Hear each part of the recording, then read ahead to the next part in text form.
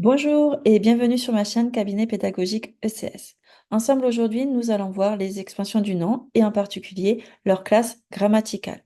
Alors, à quoi ça sert une expansion du nom? Ça sert à enrichir le sens de nom, à donner plus d'informations, plus de détails sur ce qu'il représente.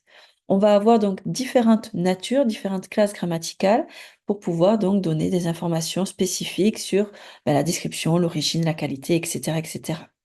En fait, une expansion du nom, on peut la supprimer, ça va pas altérer le sens global du texte, ça va juste lui enlever d'un petit peu de l'information. Il y a donc différentes classes grammaticales dans les expansions du nom. La première, c'est l'adjectif qualificatif. C'est un petit mot qu'on va placer avant ou après le nom pour ajouter une caractéristique. Par exemple, c'est un grand chat. Grand et l'adjectif qualificatif, on peut tout à fait l'enlever, ça n'enlève pas de l'information globale, par contre, ça enlève du détail. Après, nous avons aussi le groupe prépositionnel. Un groupe prépositionnel, c'est un groupe de mots qui est introduit par une préposition. À, de, en, pour, en, comme, avec, etc., etc. Ça donne toujours des informations, hein, toujours pareil, sur l'origine, la matière, l'appartenance, etc. Par exemple, un livre de fantaisie. De fantaisie, introduit par deux prépositions et donne des informations sur le livre.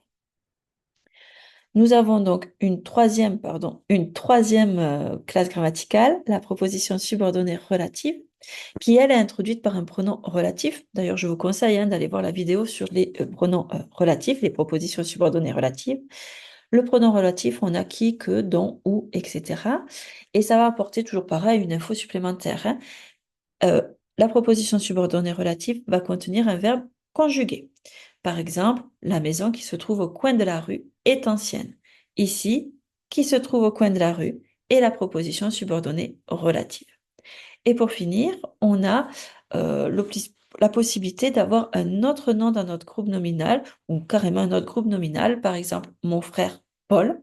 Paul donne des informations sur mon frère et on a bien la présence d'un autre nom en plus d'un nom propre. Ou encore le poème Les fleurs du mal.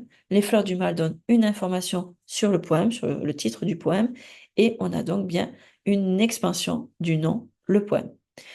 Ici, donc, nous avons pu voir les quatre types d'expansion du nom au niveau de leur classe grammaticale. Elles ont aussi des fonctions différentes, ces natures.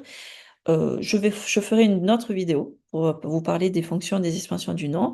Et ben, si vous avez aimé cette vidéo, n'hésitez pas à mettre un petit pouce, à la partager sur vos réseaux et puis aussi à vous abonner à mon compte. Je vous souhaite à tous une bonne journée.